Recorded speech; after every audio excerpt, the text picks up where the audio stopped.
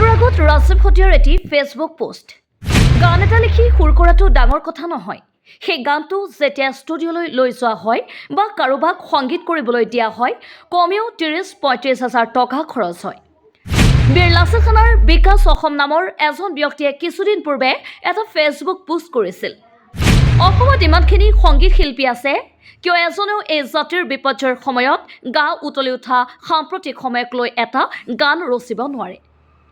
সজাগতা সকলোকে লাগে, শিল্পীৰ ভূমিকা ক'ত, ৰাজ্যৰ বিপদত কিয় অৱদান নাই।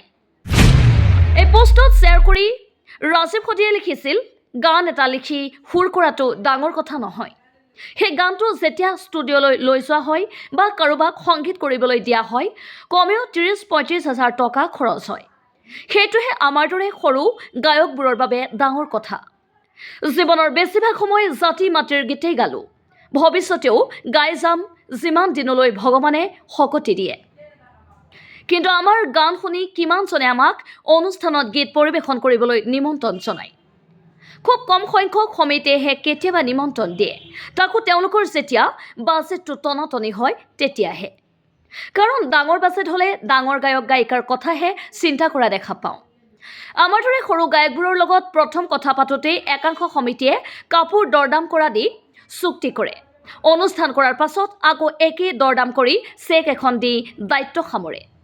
তেনেকুৱা চেক এতিয়াও মোৰ লগত বহুত পৰি আছে। ফোন কৰিলে কয়, অলপ দিন ৰৈ দিয়ক, আমাকে দিয়া কথা আছে, দিয়া নাই। আৰু কেতিয়াবা এনেকুৱাও হয়, কোনোবা সমিতি অথবা দল সংগঠনে ফোন কৰি কয়, আপোনাক সম্বৰ্ধনা এটা জনাব বিচাৰিছোঁ, গতিকে আপুনি এপাক আহিব লাগে। কথা পেলাব নোৱাৰি আমিও গুচি যাওঁ। তাত গৈ দেখোঁ দুজনমান বাদ্যযন্ত্ৰ বজোৱা শিল্পীক তেওঁলোকে নিমন্ত্ৰণ জনাই থৈছে। তাৰ পাছত মিহিকৈ কয় বোলে, গান এটা গুণগুণাই থৈ যাওক। আমিও উপায়হীন হৈ উপস্থিত ৰাইজক সন্মান জনাই গাব লগা হৈ যায়। অৱশেষত গাড়ী এখন লৈ পকেটৰ পইচাৰে তেল ভৰাই গৈ বনিয়াই তৈয়াৰ কৰি দিয়া গামোচাখন ডিঙিত লৈ ঘৰমূৰা হওঁ। তেওঁলোকে এটা কথা বুজি নাপায় নে বুজিও নুবুজাৰ ভাও ধৰে নাজানো। খৰচ যে ডাঙৰ গায়ক গায়িকাৰ দৰে আমাৰো একেই হয়, তেওঁলোকৰ দৰে আমাৰো যে এখন সংসাৰ আছে, এই কথা বতৰাবিলাক কিয় উপলব্ধি নকৰে বুজি নাপাওঁ। এতিয়া আপোনালোকে কওকচোন, গান কেনেকৈ কৰোঁ? ভঁৰালৰ ধান বিক্ৰী কৰিতো সদায় গান কৰিব নোৱাৰোঁ। সিদিনা এটা গান সামাজিক মাধ্যমত দিছিলোঁ, মৰম কৰিছিলোঁ, উঠিছিলি মূৰত, নাখায়ো খুৱাইছিলোঁ, আছিলি ভোকত।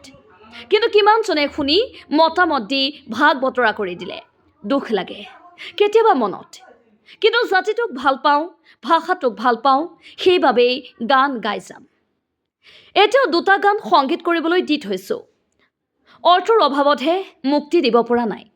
আৰু বহুকেইটা গান এতিয়াও বহীৰ মাজতে আবদ্ধ হৈ আছে। তাৰ বাবে জাতি মাতৃৰ গীত শুনি ভাল পোৱা ৰাইজৰ ওচৰত ক্ষমা ভিক্ষা মাগিছোঁ।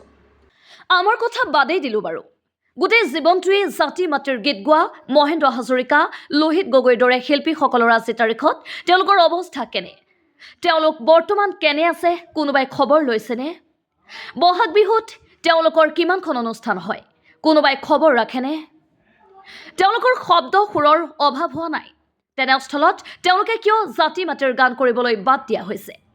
এই কথা বতৰাবিলাকো কেতিয়াবা আলোচনা হ'ব লাগে। শেষত সকলোলৈকে এটাই অনুৰোধ থাকিল, কেতিয়াবা সময় সুবিধা পালে আমাৰ গানবোৰো শুনি মতামত জনাই ভাগ বতৰা কৰি দিব। ধন্যবাদ। জয় অসম। দেৱজিৎ দাসৰ প্ৰতিবেদন, অসম প্ৰাইম নিউজ।